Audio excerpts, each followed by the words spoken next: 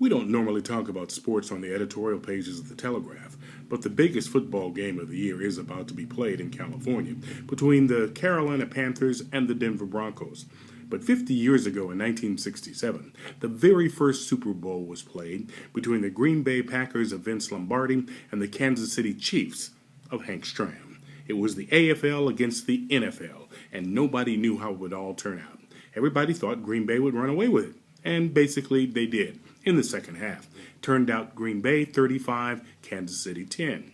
At that time, two networks broadcast the game, CBS and NBC. Both sold commercials 30 seconds for $45,000. Paltry sum compared to today.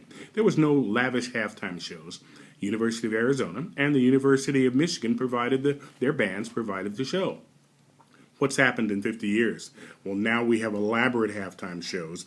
A commercial for 30 seconds cost $5 million. But in 1967, the game did do well. 70 million viewers in the U.S. watched it. But this time around, well, they expect more than 188 million viewers just in the United States alone. But what's so super about the Super Bowl? Well, we all get together and we eat and we drink an awful lot of stuff. And we see sometimes a pretty good game, sometimes not so good. Sometimes we see great commercials, sometimes we see not so great commercials. But one thing we can tell you for sure, whether we're winners or losers, is that there'll be some sadness in the air because it'll be the last game of the year. We won't strap on the helmets until August, September. But not fret. Don't worry.